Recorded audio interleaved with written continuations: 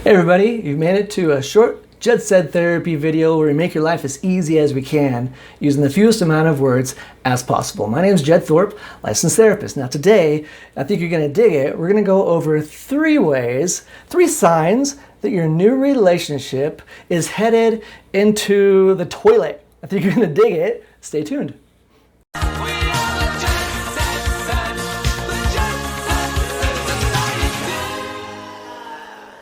Okay, welcome back. I'm glad you're here. That didn't take long. Before we continue into this 3 ways to identify a crappy, pun intended, relationship, be sure to subscribe. I think you're going to find this information useful. And when you do, if you haven't subscribed already, push the subscribe button.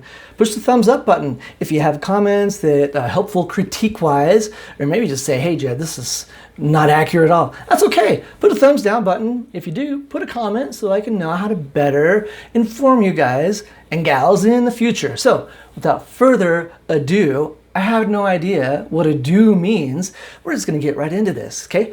All right, sign number 1, that your new relationship is headed down eventually. Maybe it's a slow drag, or maybe it's just a plummet into the depths of bleh. But here's the first thing. Drama. There's too much off and on. There's too much, like you're in a storm just trying to find the eye of the storm. Like, where's the safe spot here? Where is it not rainy? You know, too much of that. It's just a sign that there's going to be a lot more in the future. Not going to be all rainbow eventually. So there we have it. Number 2, and I hear this one a lot, if they don't have close friends that are their same gender, that's the flag right there. That's a sign.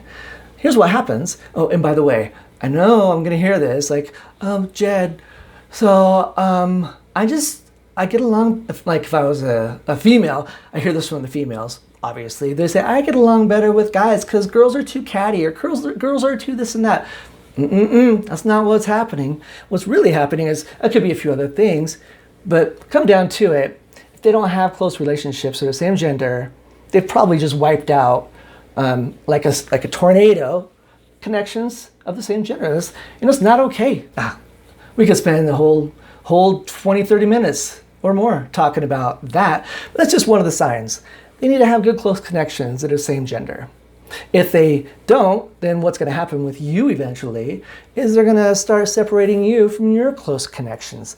They're going to start separating you from your family even. They're going to start separating you. Hey, you talk to your brother, your sister too much. You talk to your high school friends too much. You know, they'll start disconnecting you from them. By the way, they're not doing it out of malice. That's just what they know. You know what I mean? It's like you can't get mad at a boa constrictor for squeezing their prey to the point of death. That's just how the boa constrictor works.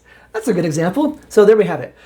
They need to have some good connections other than you. They need to have good support systems other than you. So there we have it. So number 1, too dramatic, too unsafe. That's a storm. By the way, if you are attracted to those people, I'm going to call you a storm chaser. That's just what I call you. So number 2, no good support systems that are of the same gender anyway that are around. That's not a good sign for you.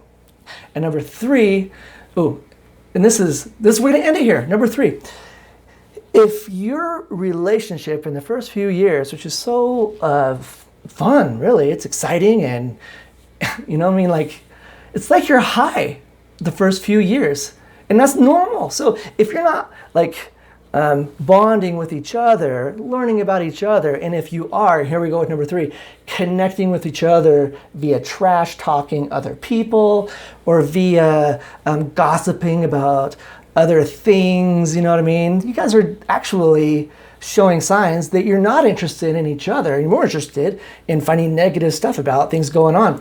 Oh, here's a fun one. When the person has no, I'm going to go back one, has no support to their same gender, they're probably going to have some real victim narrative of their life. So-and-so hurt me. I'm fragile. I can't handle this. You know, which kind of rolls into that number 3, where they just talk bad about people, because that's kind of how they hooked you on some level in the first place. For the guys anyway, they get hooked because a guy wants to be protective and I want to be the guy in the knight in shining armor. They grew up with Disney and all that weird programming. So the reason why this is so important to identify is because, man, life is not easy. And storms are going to come along naturally. So you don't want to be, you just don't want a messy, difficult relationship to start out with, because life's going to get hard enough.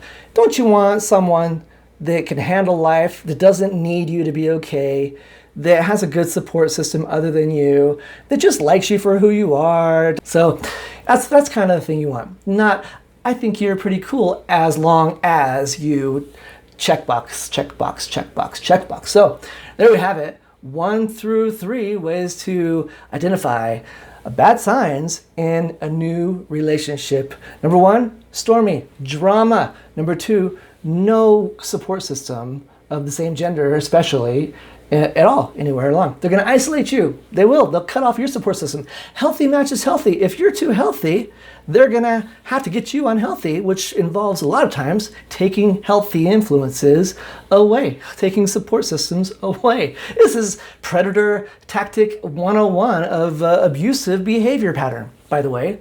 That's a whole nother video.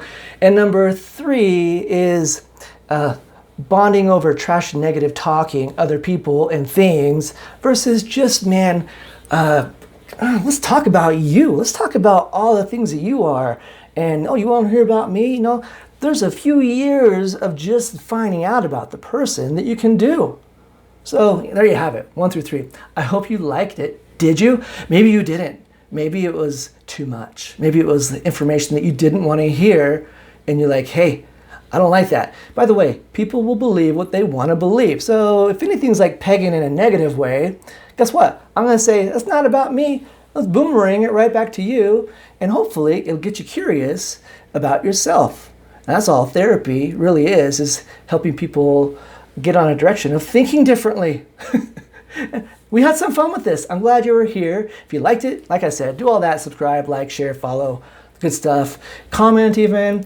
If you want to see more fun stuff, check out my website, www.meaningtolive.com. And until next time, awareness up.